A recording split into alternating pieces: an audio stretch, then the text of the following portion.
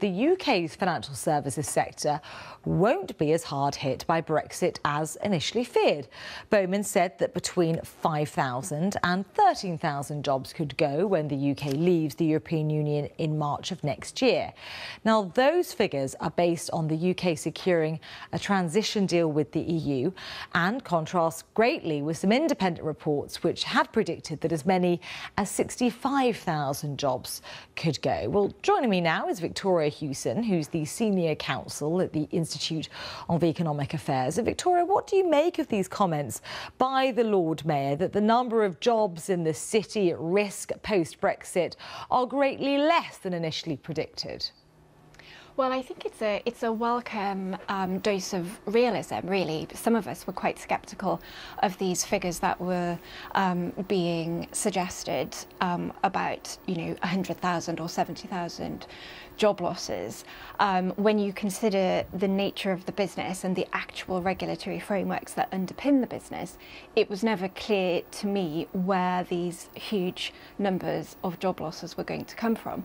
And I would also add, what's important to note here is even those numbers that we're talking about aren't actually net job losses. The financial services sector is still projecting net job increases in London and throughout the United Kingdom.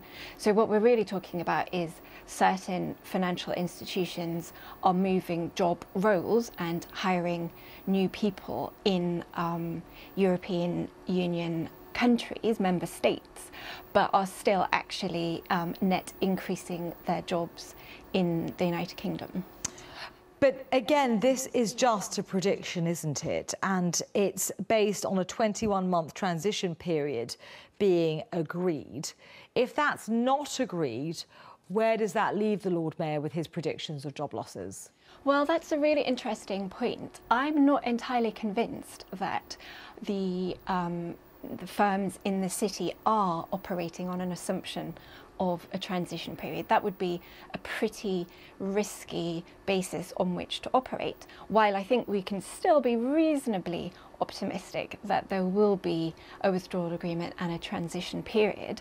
I don't think a financial services institution that relies on certain regulatory permissions in order to be able to service its clients could automatically assume that, because the lead time to take whatever steps they did need to take, whether that was hiring people, leasing office space, technology setup, or simply the process of applying for permissions and fulfilling requirements for capital and all of these things, they have quite a long lead time, which is why I'm not entirely convinced that we can say that the city is now operating on the assumption that there will be a transition period, because if that assumption proved to be wrong, then they would be in some trouble. So I think most firms are actually hedging very sensibly and are making plans and taking steps to be prepared for no deal.